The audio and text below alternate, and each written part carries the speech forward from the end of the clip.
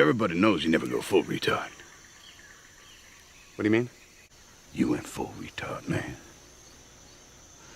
Never go full retard. Hello guys, John Claymore here, /Gear issue 33, and we are going to be reviewing the Red Dawn scenario. Now guys, this is going to be a very, how do I say, it's just going to be a video focusing on this main clip here, of which Powers Booth's character, Andrew Tanner, spoke about how the actual invasion occurred in that fictional setting. Now guys, we all know that an invasion of the United States is pretty much damn near impossible, but of course we want to explore that on this channel. Stuff like Civil War, things of that nature there. It's a much more military-driven channel. Of course, I've been talking more about two-way here recently. But I wanted to talk about this issue because obviously I was transitioning the content. Now guys, we're still going to discuss two-way topics on the channel from time to time, but this right here is actually the meat of the actual channel itself. Now guys, I want to discuss this issue because it's come up on multiple occasions. I've been asked about it by friends. Is it actually possible? Could it actually happen? Now guys, give you guys some very quick, brief history on Red Dawn itself. The film was originally written by Kevin Reynolds, not John Milius. It was originally called 10 Soldiers. Of course, this way was eventually changed. It was then rewritten by John Milius, and of course we got the 1984 classic. Now other people, other content creators have made very good videos on this. One of such, of course, is Bob Ager. Collative Learning, he made one as well. Now of course I may be doing a full rebuttal from a different perspective that I think nobody is looking at a later date on this film itself. But I want to go ahead and look at this actual clip, this actual scene, and see if it's actually even realistic, or if it was even realistic then. I want to take that scenario right there and I want to apply it to today. Now guys, before we start this video, of course, most of this was going to be done from behind the camera, but on the computer, basically screen recording like most other content creators do when they're doing voiceover. And one more thing to go on top of that. We'll be testing this microphone out, which, by the way, I've tested 100 times. So if there's anything up with the quality or anything, by the way, I think I got the actual sound quality exactly the way I want it. Please critique that and let me know how you guys feel about the actual mic itself, if it's actually fine or if it needs to be changed or anything. And I'll always accept criticism and I'll always listen to criticism as long as it is actually reasonable. And with that there out of the way, guys, let's go ahead and look into this. Alright guys, make sure you leave your comments on the actual video quality, and please leave your comments on the quality of the sound of the microphone in the comments section. I want to get you guys feedback on this. This is the first time I've actually done this in pure voiceover form. With that out of the way, let's take a look at the scenario. Now really quick, there will be periodic stops when we get to certain points. There are about 4 or 5 that I actually want to highlight in this video. One, of course, is 1968 versus possibly 1984, actually 1979 with Afghanistan. The second is Mexico. The third, the passes. The fourth, Canada. And fifth, what if NATO actually did collapse? So we're going to be stopping at those points. So let's go ahead and look into this. West Coast, East Coast, down here is Mexico. First wave of the attack came in disguised as commercial charter flights, same way they did in Afghanistan in '80. All right. Now, first and foremost, this is a small fallacy from the film, not that big of one, but the actual airline charters, you know, the actual charter flights themselves, they were used in 1968 when the Soviet Union decided to do the Warsaw Pact invasion in Czechoslovakia. That's actually when they used charter airlines, actual private, actual airplanes themselves, basically putting airborne troops in the air inside these civilian aircraft is basically what it was. Now, really quick, I do want to make a note here. If said invasion was to occur here in the United States, Russia would have an extremely hard time getting past our air defense system, especially our actual Air Force itself and Navy.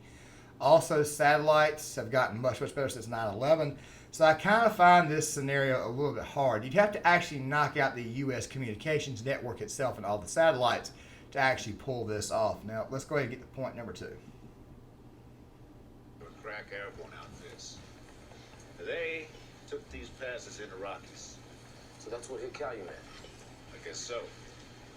They coordinated with selective nuke strikes. The missiles were a hell of a lot more accurate than we thought. They took out the silos here in the Dakotas, key points of communication.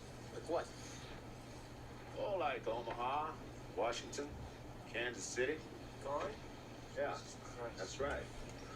Filtrators came up illegal from Mexico. Cubans mostly. They meant.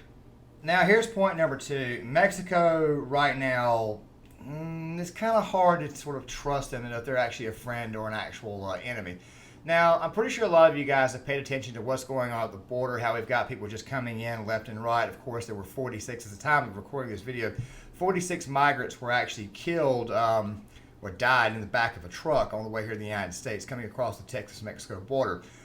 This is how bad the border situation is. Now, what I wanted to kind of clamp down here is that back in 2014, 15, and 16, when Syria was raging, if you guys recall correctly, Trump had the whole, we need a Muslim ban, but in reality, it was really just a ban against, I guess you say, refugees from other countries. Now, the thing is this right here. Yeah, I'm screwing around with the mouse here.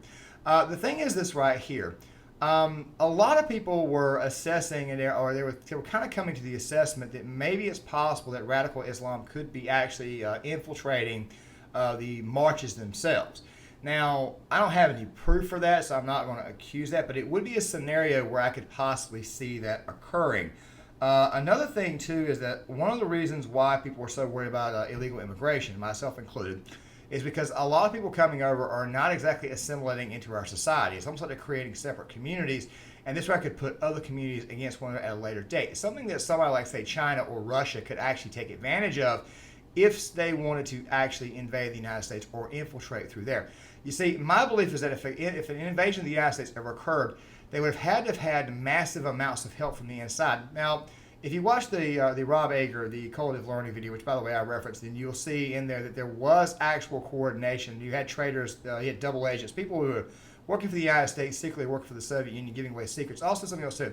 This is kind of what I wonder about with those 33,000 emails that Hillary Clinton magically had deleted. Is it possible that maybe she might have given them some intel? I just figured out there as food for thought. Let's go ahead and get to point number 3. Infiltrate SAC bases in the Midwest, several down in Texas, have wreaked a hell of a lot of havoc. I'm here to tell you. They open up the door down here. The whole Cuban and Nicaraguan armies come walking right through, roll right up here through the Great Plains. How far did they get? Cheyenne, across to Kansas. We held them at the Rockies and at the Mississippi. Anyway, the Russians reinforced with 60 divisions. Sent 3 whole army groups across the Bering Strait into Alaska, cut the pipeline, came across Canada, link up here in the middle, but we stopped the butt cold. Now, guys, I'm going to go ahead and make points 3 and 4. First and foremost, the passes here in the United States, especially in the Rocky Mountains. Hell, the passes, the actual mountains, the environment in the southwestern section of the United States, of course, being West Texas, southwestern Texas, New Mexico, southern Colorado, Utah, Arizona, even southern California to a certain degree, and even Nevada, they are almost completely impossible to navigate. You see, if there was an actual invasion to come through the southern border, it would be hampered by all kinds of problems. Remember something, there are a lot of gun owners in West Texas, and I mean, there are a lot of veterans, a lot of prior law enforcement. It would actually cause them a lot of problems. They'd actually be slowed down as they try to advance through that area. Now, coming across like the Great Plains, going into the Rocky Mountains, you'd probably have to go through eastern section of Washington State, Canada itself. It's not going to be as easy coming through there. Now, speaking of Canada, I'm not entirely sure that someone like Justin Trudeau is actually trustworthy. So what if we got hit with an invasion coming through Canada and the United States, and they had help from an actual Canadian prime minister?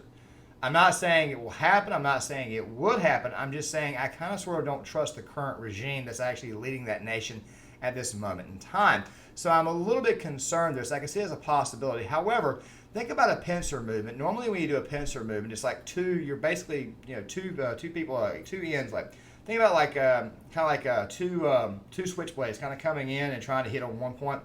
The southern one obviously would have been cut off somewhere during the invasion portion of the attack. It would have taken a long time to actually get to its destination. Let's say its destination was something like Denver, Colorado.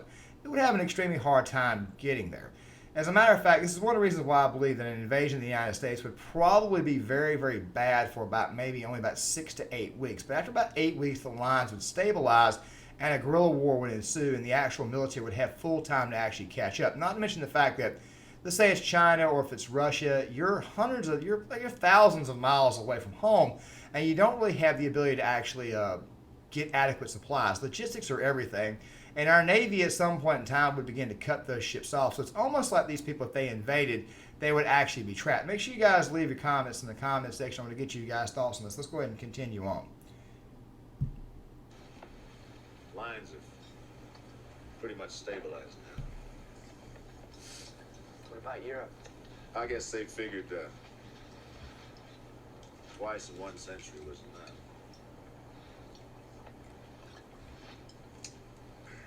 Let's sit this one out. Now, guys, here's point number 5. If Europe was to sit it out, it would obviously be a problem to a certain degree. Now, don't get me wrong. I believe the United States could ward off any invader. Okay, I mean, you've got right around close to 100 million gunners in this country. I'd say it's about 91 million total that are actually registered that people have on the books that we actually know of. But at the same time, you're not counting people who've had weapons grandfathered in. You know, people who have died, you had a relative that died, who left a lot of guns, a lot of ammo down. Maybe these people train. I know that a lot of gunners in America do train. I myself am a veteran. I myself train with my firearms. I know hunters who are just as good as shots as prior service Marines. Trust me. I know a lot of people actually train with these weapons and would actually kill an enemy who actually invaded their country or invaded the homeland. And let's be honest, civilian gunners don't have the parameters that the military have to go through. So they're going to be a little bit less empathetic to the enemy, and they're probably going to be a little bit more merciless, if you guys are kind of picking up what I'm saying. Now, this scenario would only, in my opinion, occur if NATO really and truly was not involved. You see, if NATO was involved, then that would mean that Russia would have also hit Europe. Now, of course, they've invaded Ukraine, but what if they hit someone like Poland or Germany? And let's say they decide to hit the United States at the same time. You see, invading the United States would be an extremely, and I mean extremely, expensive undertaking. China possibly, especially now they're building like a 500-ship blue water navy. But I think the scenario is still quite frankly, very, very much unrealistic. But I do see a possibility if there's enough infiltrators on the inside that it could possibly happen. Let's go ahead and finish this off. I'll accept England. They won't last very long. The Russians need to take us in one piece, and that's why they're here now. That's why they won't use nukes anymore, and we won't either, not on our own soil. The whole damn thing's pretty conventional now. Who knows, maybe next week will be swords. What started it? I don't know, 2 toughest kids on the block, I guess. Sooner or later, they're gonna fight. That's simple. Maybe somebody just forgot what it was like. Well, who is on our side? 600 million screaming China. Last I heard, there were 1 billion screaming China. There were. Now, guys, here's where I'm going to go ahead and kind of end this segment of the video at. Now, reality sets in between 2 countries actually going to war. The truth be told is nobody really and truly wants to go to war with one another, especially when you have a country that's got, let's say, 1/3 of its nation is actually armed, trained with their weapons, actually use them, and actually would use them. So I highly doubt that this scenario would ever occur. But I could see how the country could be undermined and a situation could occur, like, say, I don't know, like a civil war or civil unrest, and somebody might want to step in. That right there will be another topic for another video. At a later date, especially while I'm working on a certain project about that. The scenario itself, in my honest opinion, is pretty much unrealistic. However, you need to always prep just in case something does happen, in case the shit does hit the fan. So, guys, let's go ahead and close this section here of the video out, and let's go ahead and close the video down. Make sure you guys leave your comments in the comment section, and make sure you guys... There you have it, guys. If you guys like this content, make sure you guys hit that like button, subscribe, share the video, sign up in the comment section, and I will see you guys later. In other words, it's a huge shit sandwich, and we're all gonna have to take a bite. Sir, does this mean that Aunt Margaret's not coming?